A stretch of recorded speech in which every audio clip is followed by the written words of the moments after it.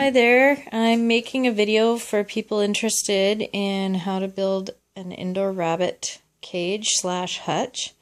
And I got this idea from YouTube. A lady in the UK had this idea. It's pretty awesome.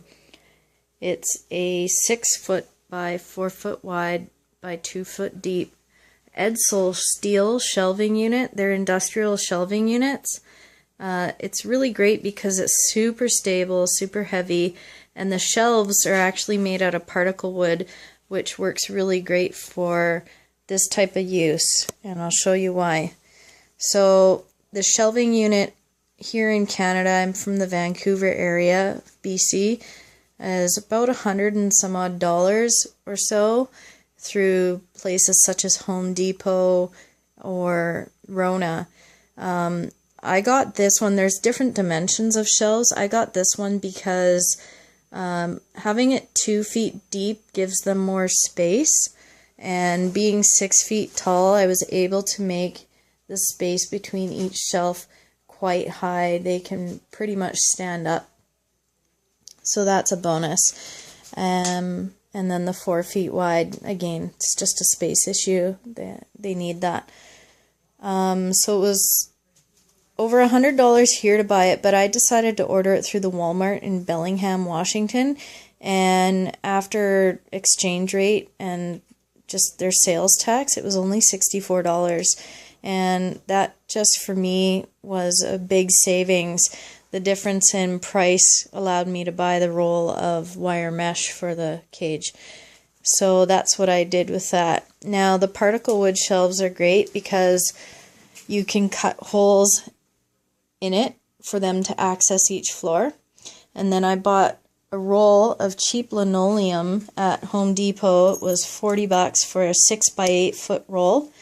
And then I bought adhesive, and I just troweled on the adhesive. And it was probably one of the first steps that I did, other than putting the shelving unit together itself. I did the linoleum second, and then I was able to start doing things such as the chicken wire and building the doors.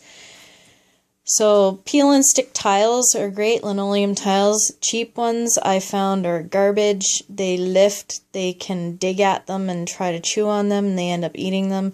The expensive ones, the better ones, you're going to spend more than $40 on enough tiles to do something like this. So a $40 roll of lino and just the work at cutting it, to me, was much better deal. The frame being steel, they have pre-drilled or pre-manufactured holes in it because it allows you to put the shelves wherever you want. That posed a problem for me for attaching the doors. What I had to do was I bought 1x2s for my doors for the frame. What I did was I drilled holes in a 1x2, and then I bolted it in 3 places, top, middle, and bottom, full length of the cage, full height rather of the cage, top, middle, bottom, bolted it to it. That allowed me to have a wood surface to then screw my hinges for my doors onto.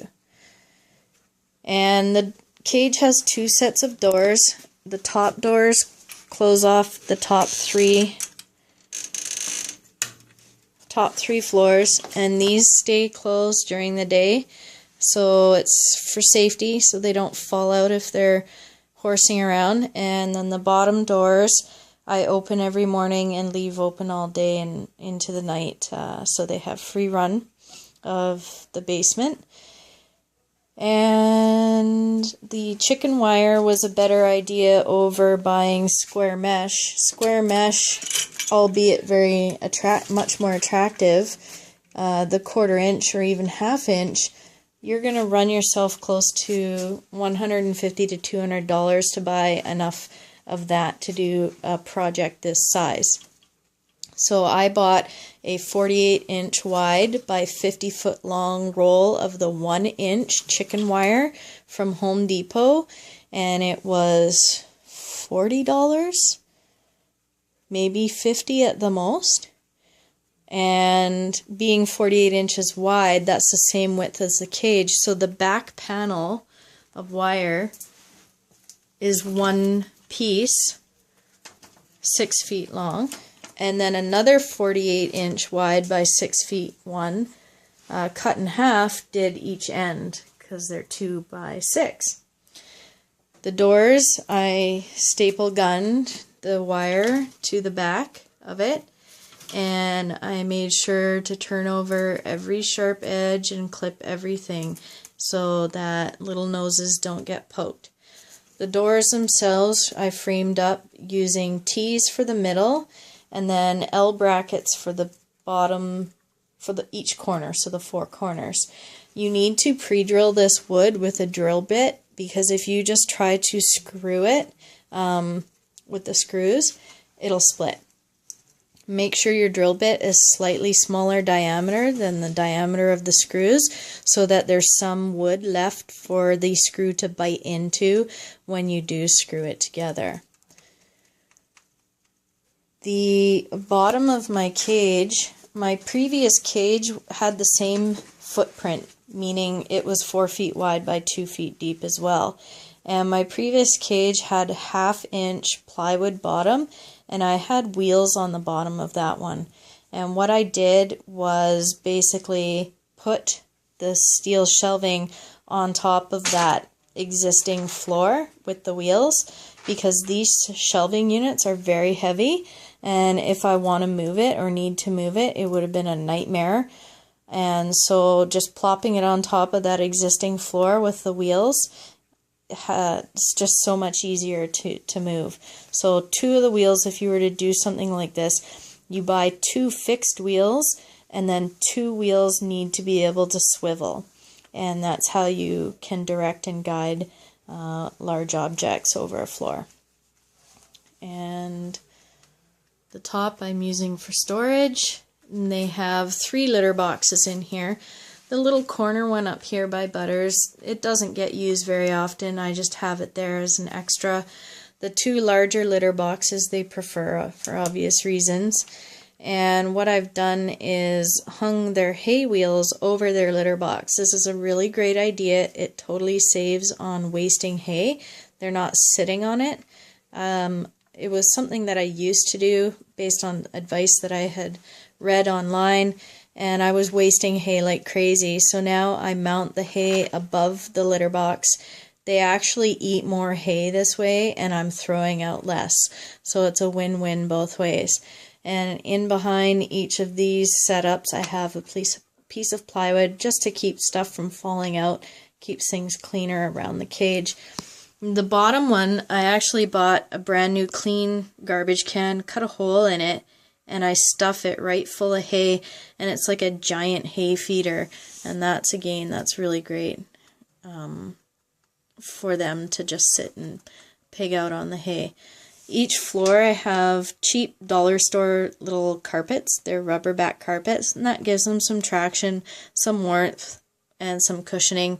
And each set of steps has peel and stick carpet tiles, again from the dollar store, and this just protects their feet from any splinters because I used plywood for the stairs.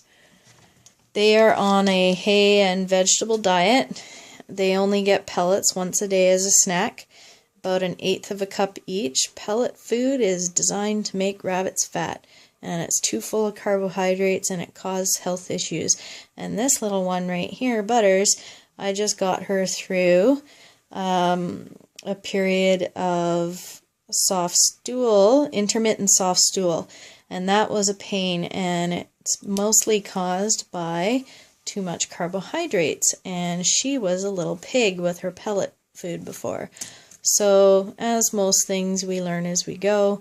Even though I've had rabbits for a number of years, I still seem to find some new information here and there.